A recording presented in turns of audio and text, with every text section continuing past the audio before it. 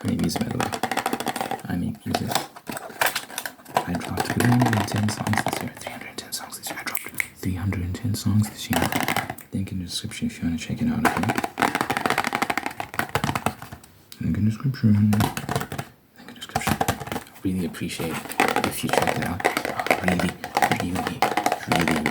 Really appreciate if you check it out. I'll be making my dreams come true. You will be making my dreams come true. So please go check that out. Link in the description.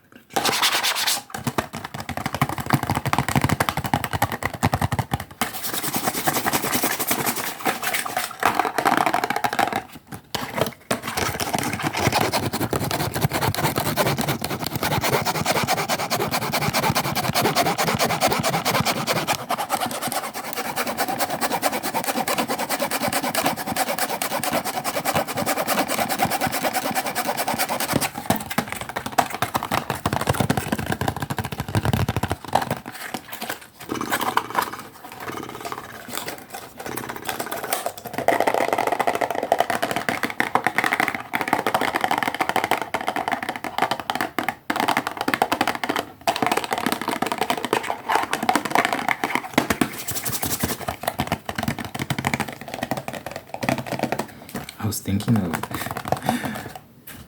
thinking of like setting up a YouTube channel or something for my book that I'm writing, just because I'm thinking like how can I promote this thing and just put my best foot forward and put in the effort required to make it successful. And I was like, I think right now I just need to just focus on finishing the book first, and then maybe all this other stuff we can. The washing machine is about to make a lot of noise and I don't know if I'm going to be able to continue recording. I might have to pause and wait until it's done. We'll see. Right? Anyway.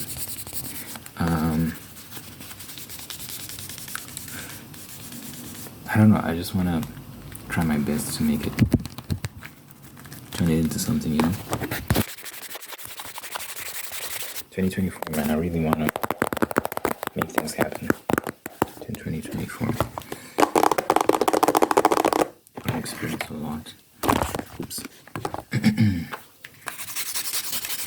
So, yeah. Having fun writing all these different scenes and just progressing gradually. The key is discipline, man, discipline. Showing up every day, doing what you need to do. Discipline, not getting distracted.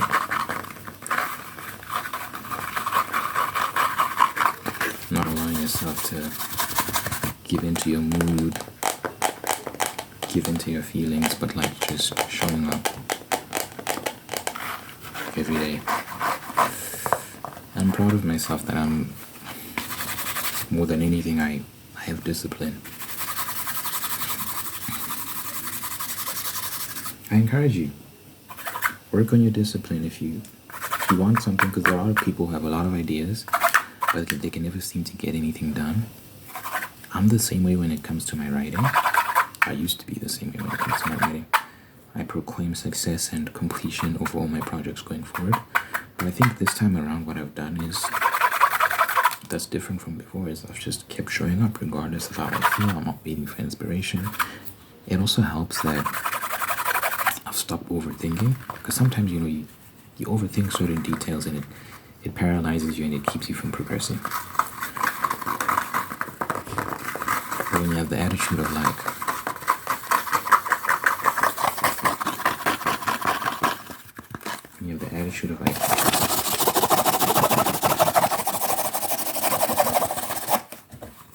I'm not going to take this too seriously, I'm just going to go with the flow. I'm not going to be a perfectionist. It doesn't have to be perfect. It just has to be complete.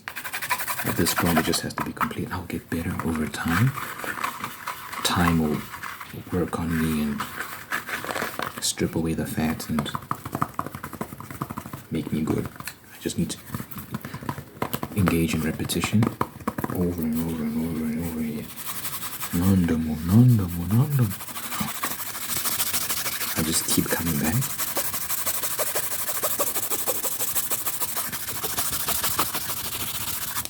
and eventually I'll achieve what I want to achieve.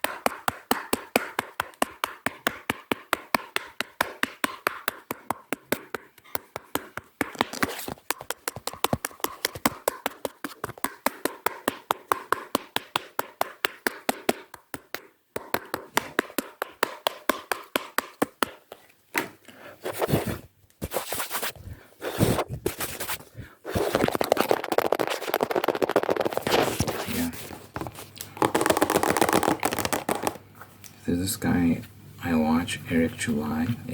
He makes this comic book, ISON. And he has this YouTube channel where he just talks about his comics and the process of writing and the comic book industry and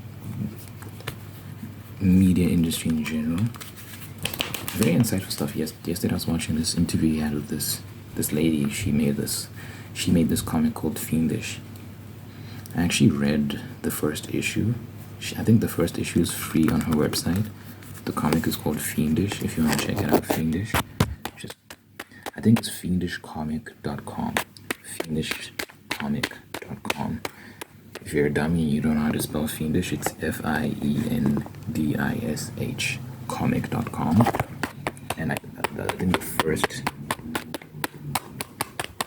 issue is free, and then you have to buy everything else.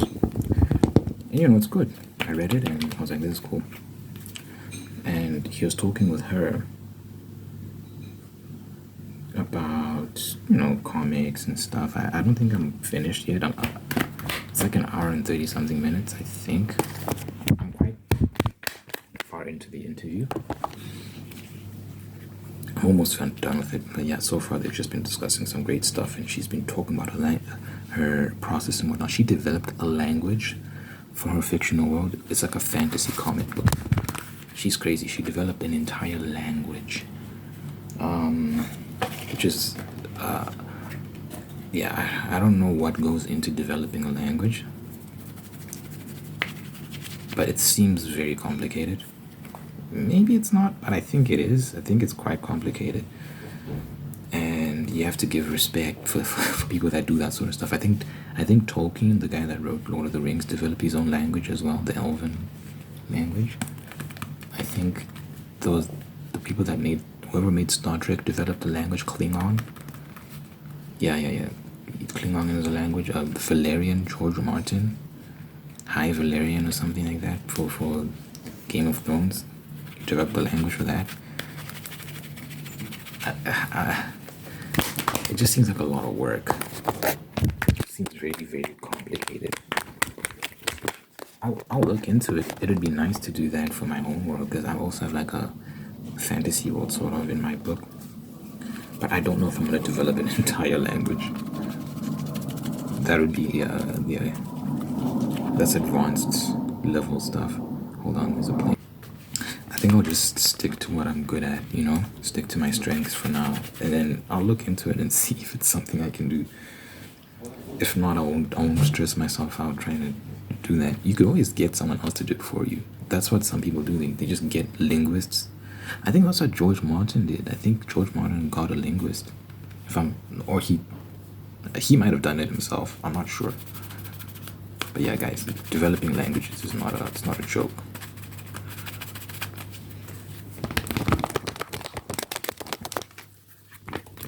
actually watched a video where that lady I was talking about, she was reading, because she had a trailer for a comic that was narrated in English, like, and she translated it to the language that she developed, and she was reading it out in the language that she developed the narration. I was like, this is crazy. This is sophisticated stuff. Anyway, so they were just talking about writing and comic book industry and media in general, the state of media, how companies like Marvel are just down in the dumps. The comics that they're putting out are just not selling well at all. People are just so over it, and because it's like they've just made everything so political and uninteresting, and it's just become about anything except the actual story. And a lot of the people they hire don't even care about comic books, and they don't even care about the characters that they're writing for, like Spider-Man, so on and so forth, and Batman and Superman. That's DC, but you know what I'm saying. Like, DC has the same issues as well. They're not selling. All these major comic book companies, they're not selling well. And what you're seeing is what you used to get from Marvel and DC back in the day, you're getting from the independent space now.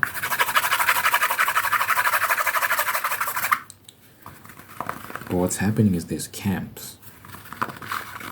Because a lot of the people that leave the mainstream, they leave because of the identity politics, right? And all this weird stuff that they're trying out with these characters.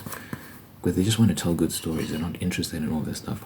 So what ends up happening is when you take that stance and you leave, you're labeled as a bigot, as far right, all this nonsense, right? So now there's this divide. It's like, if you want to be seen as the good guy, you have to stay in the mainstream. If you want to be seen as, if you want to make money and be successful and have fans that actually like your work, but you're also going to get called names and get all these labels thrown on you, you have to go to the independent space. So people are scared to go into the independent space because of what their peers are going to say about them, so their colleagues, and what the internet is going to say about them. So they're scared to make that jump. So a lot of them stay in the mainstream, but they're not getting paid well. That's another thing. Marvel and DC, they don't pay their workers well, or their contractors well. And what Eric July was talking about, because he runs his own independent company, he got this guy, Chuck Dixon, and a bunch of people who worked for Marvel, who worked for DC, and created amazing characters and stories within those companies.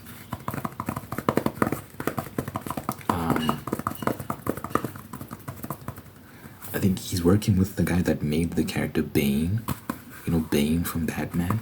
The guy who made that character is working with Eric July now. And they were telling Eric, like, we didn't get paid well there. We come to you, you're independent, you're paying us way better than they were. And they're Marvel, they're DC, like, they're huge. Like, what, billions of dollars? I don't know how much those companies make, but they're huge and they're rich. And they belong to these multinational corporate companies like Disney and whatever, and Warner. I think Warner owns DC and Disney owns Marvel. So it's like they have money and they don't pay their workers well. But then we come to the independent space, we're getting paid well, we have artistic freedom, we can talk about whatever the fuck we want to talk about. We don't have to inject these weird politics and ideologies into our work. We can just be free. And we're having fun, and the work environment isn't corporate, and it just feels creative and like.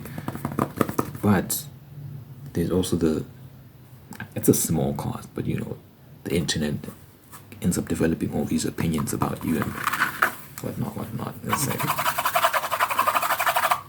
but yeah, I think most people have noticed how Marvel movies are fucking trash right now. DC movies are trash. The new Aquaman came out, apparently that's trash. And they're bombing in the box office too. Like, they're terrible sales, making losses. Like, guys, these companies spend close to $1 billion on a lot of these films and only make less than 100 million with a lot of them, which is insane if you think about it. Like, that's an insane loss. Like, you're losing hundreds of millions of dollars when you make these movies, because people are just not interested. The last Ant-Man movie, I think that was the last Marvel movie I watched. That movie was horrible. The latest Ant-Man. Oh my god, Quantum Mania or something.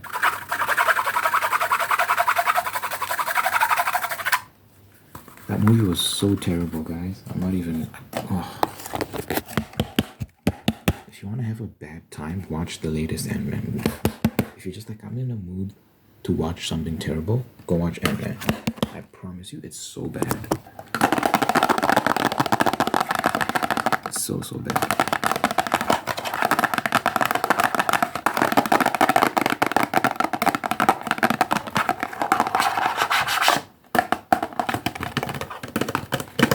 So you have to kind of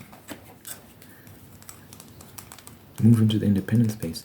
But here's another thing that's an issue now. A lot of these people that work in the mainstream are not good writers, they're not good artists. But what ends up happening is Marvel and DC, they hire for diversity, equity, inclusion, right? That's what they hire for. They don't hire you based on merit, like if you can actually do the job or not. They don't care about that. Because they're rich, they don't have to care. Because they know that even if you make them lose money, they can survive that. And then they can prop themselves up in the view of the public and say, look, we hire black people, we hire women, we hire gays, we hire this, we hire that. It's not actually about the actual art. The art takes a backseat. They don't care about the art. It's all about diversity, equity, inclusion.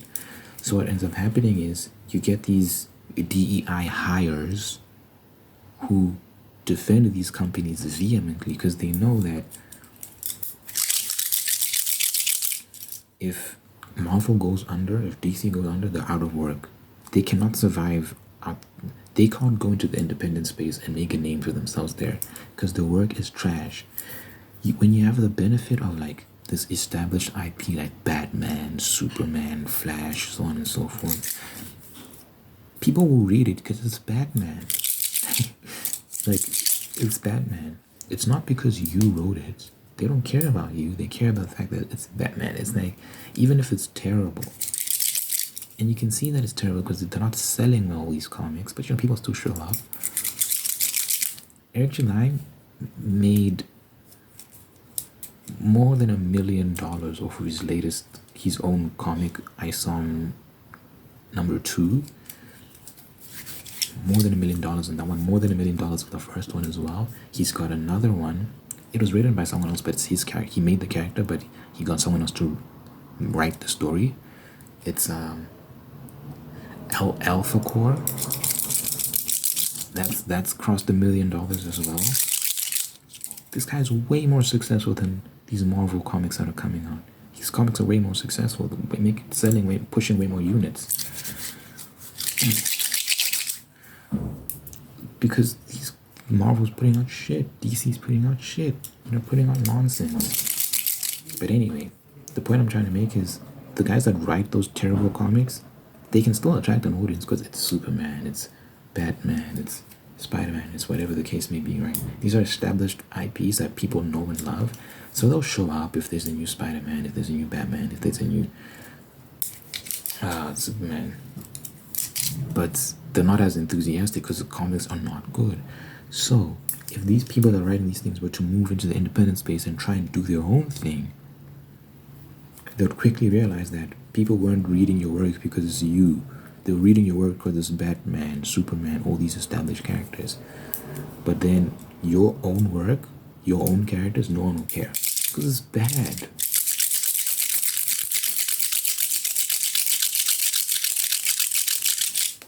That's why they hate the people in the independent space that are being successful, because they threaten them. They're a threat. Because if all these readers start moving towards the independent space and abandon Marvel, abandon DC, abandon all these mainstream companies, then these terrible writers are fucked. They're fucked. They have no work. So that's why they resort to name calling and slander and all these terrible things, because it's like, yeah, their careers are being threatened by these other, or at least they feel that their careers are being threatened by these other creatives. Maybe they are. Anyway, that's why I'm motivated to create my own stories, finish writing this book, and pitch into the independent space. Oh man, I'd just love to have a story that's established, a world that's established, that people can sink their teeth into and really explore. I'm excited. So that's why I'm just trying to have discipline. Show up every day, write, finish. Finish the story. Put it out. And see what people think. I want to see if I can turn it into something of note. Oh. So yeah, you who's watching this, if you've watched this far, when I put out my book, please read it. I'll try to make it cheap. It's gonna be like 3 books really, and then I got some spin-off stories that I want to do as well. Whenever that stuff comes out, I'd greatly appreciate if you check it out and support it. I really want to develop a community around those stories, like people who just read it and talk about it and like it. I'll be so happy if I can make that happen. So I'll keep you posted.